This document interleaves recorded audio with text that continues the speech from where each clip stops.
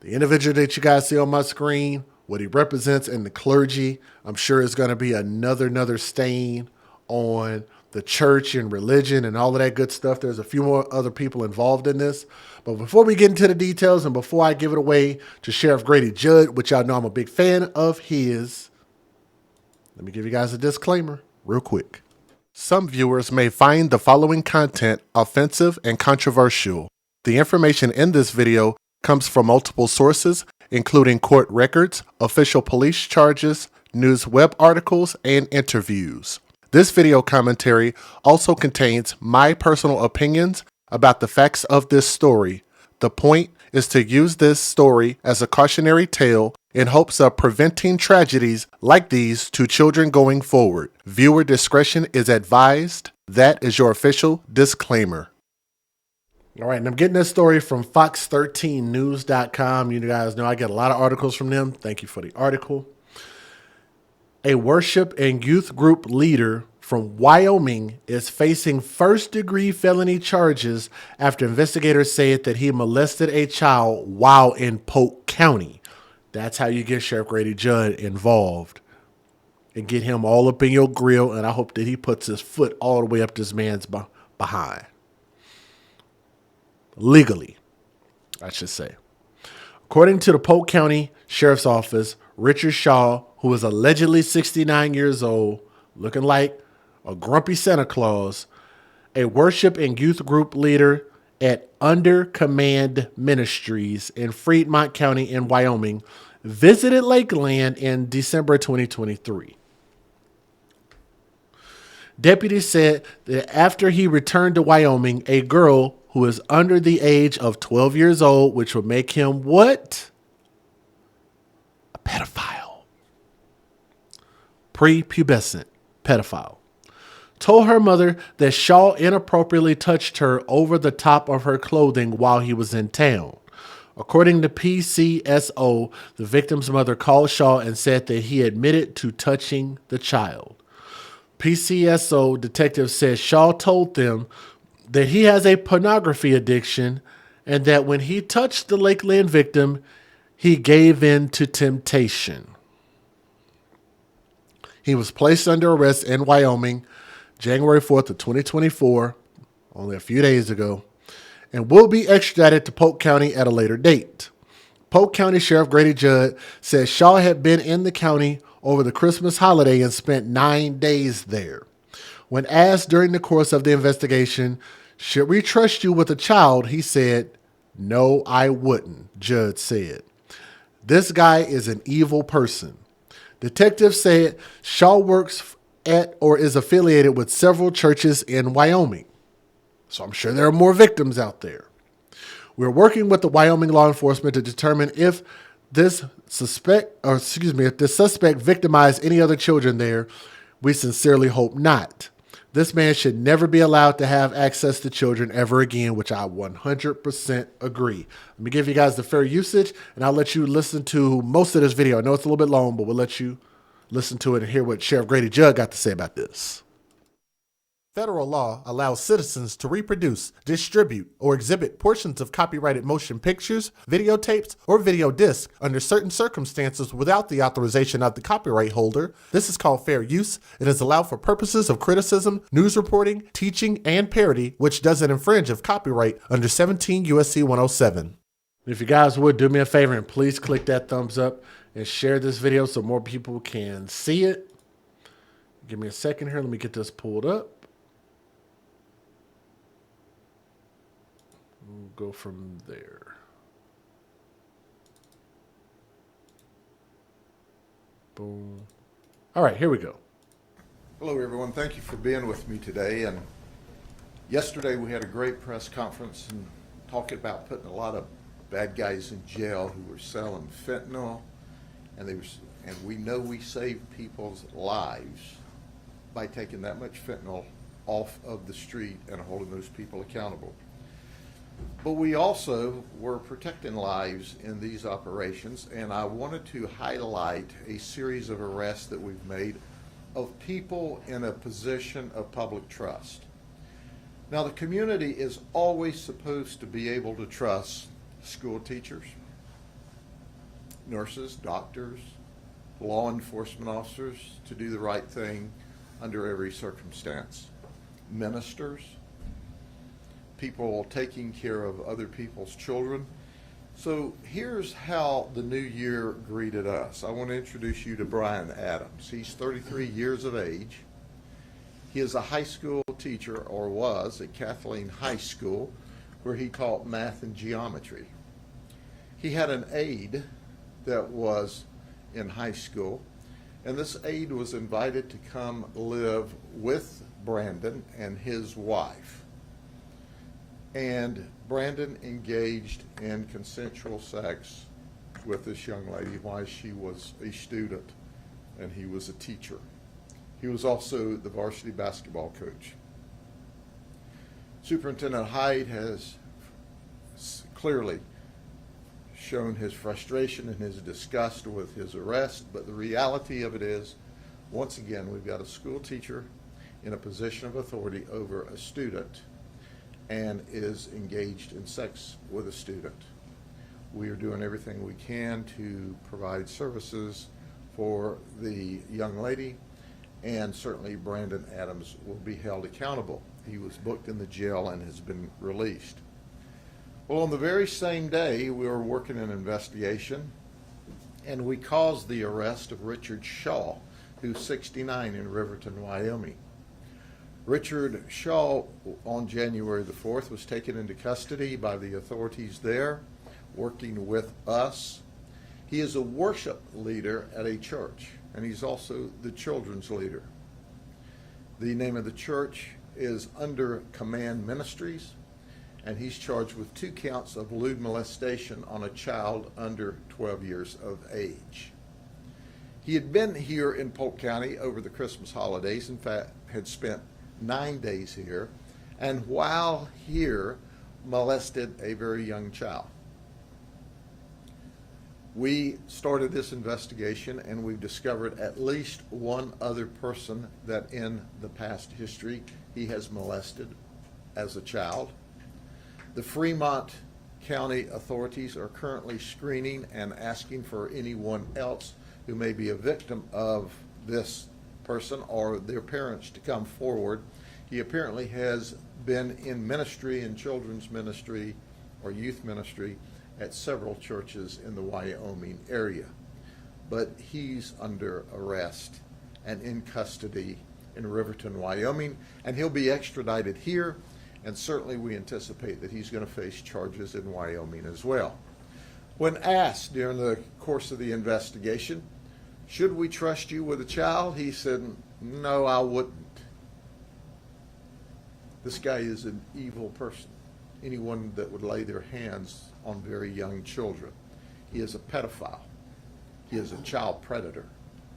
He is very dangerous. And we have him locked up where he cannot hurt children. So that was January the 4th. Fresh back from Christmas and New Year's holidays. And we go, well, what else can happen? Well, here's what else can happen. This is Skylar Reddy. He's 20 years of age. He's from Fort Meade. He's the Frostproof juvenile baseball coach, or he was. He is not a teacher of the school, at the school. However, he was in a dating relationship with a student at Frostproof High School when he was a student there. Now, as I understand, that he's a basketball player, or was, for Warner University. That's what I'm told. And he's also the juvenile basketball coach, or was, at Frostproof.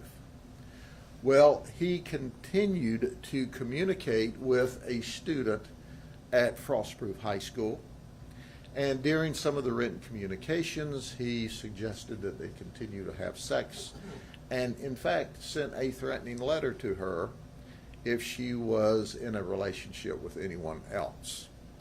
He has been arrested and he's bonded out of jail. He is also in an authority position at the school, even though not long ago he was a student with this person and dating this person. He's now in a position of authority at the school and is continuing on with some outrageous communications. and even a threatening communication. So he's been arrested. I want to make it abundantly clear. The school board probably employs 13,000 people. Those school teachers are my heroes. They go to school every day to teach our young people the right way to behave, and also they give them the education opportunities so that they can grow. Our teachers are wonderful, wonderful people. But let me underscore, we are not ever going to allow what I call rogue individuals, very small numbers of rogue individuals out of a total of 13,000 wonderful teachers to do such things. And then it is beyond my comprehension how a 69-year-old man who is supposed to be a Christian and a leader in the church and a leader of children and a leader of people is molesting children, young children, less than 12 years of age. We will, in every instance, hold these people accountable, and we will work with the state attorney's office to ensure that they don't have access to children and are they're held accountable because of their leadership role or their authority role, and at the same time use that authority role inappropriately and outrageously. Is there any questions? Sheriff, you mentioned these people, they're in positions of power. Can you just talk about the importance of these victims, speaking out and kind of putting that power, It's remarkable to me that we receive total cooperation from the victims and from their families in every case, and I am grateful for that. But when we take positions of power and or authority, then what we as society do is trust our children, our grandchildren, into their hands to teach them the right way, to coach them the right way, to do the right thing.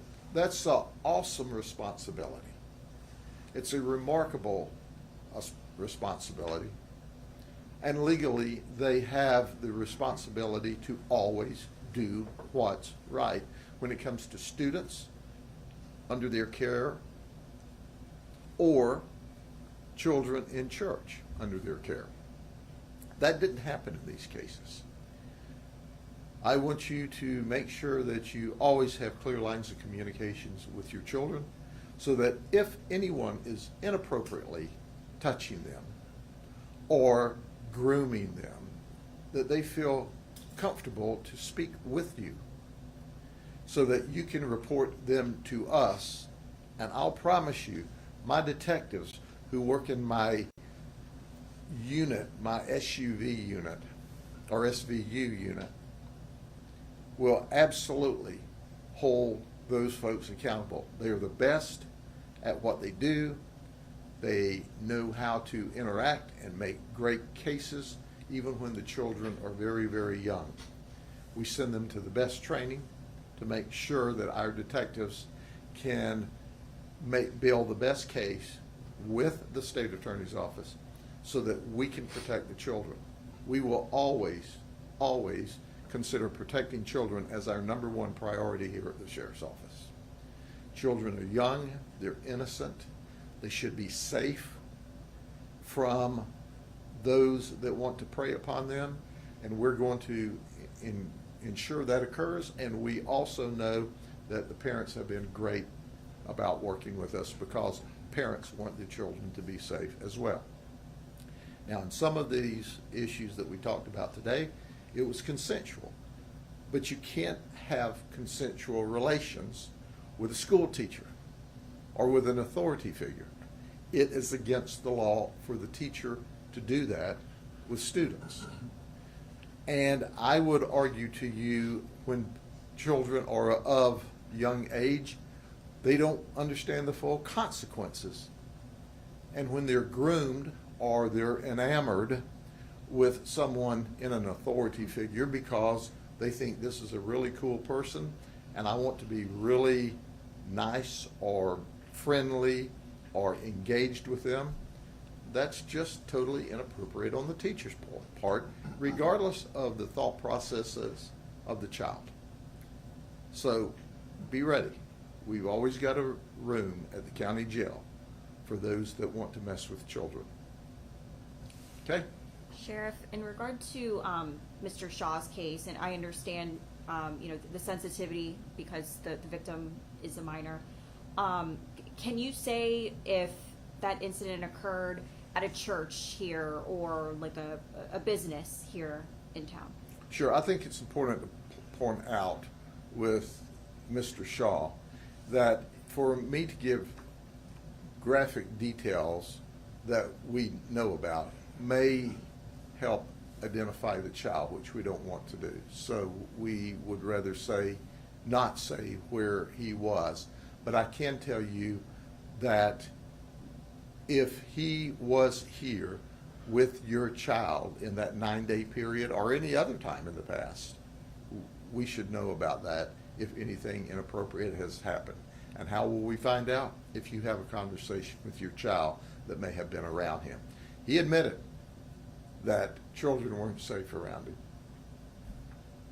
In terms of Reddy's case, can you provide a little bit more information about how the information became known? Like, who did the victim, disclose the information to, and how, or anything like that? Well, there were text messages that we became aware of, and that's how the investigation started. And during the text message, there was, among other things, a written threat. And quite frankly, that's how we came to know about it. Now, obviously, we're not going to disclose who we heard that from, but we have the text messages, and we have a confession that, yeah, this occurred. And this guy who was a student at Warner was a former friend during high school, but he didn't recognize that his role had changed when he became an instructor, assistant basketball coach at the high school. Do you know how long that relationship went on for when it started? I do, but we're probably not going to talk about that today. Let me go ahead and close this out. So the individual that I'm going to stick with is going to be the individual that you guys see right here. And for him to be a part of church, it's just scary, man, because it's just like it's too many people that think that the church is a safe place and they just believe anybody and everybody that's involved with the church. So if there are any more victims, I hope they come out and tell on this man and get more justice against him, okay? But thank you, guys. Leave a comment in the comment section. Let me know. Shout out to Sheriff Grady Judd, man. Always does an excellent job, okay? Thank you.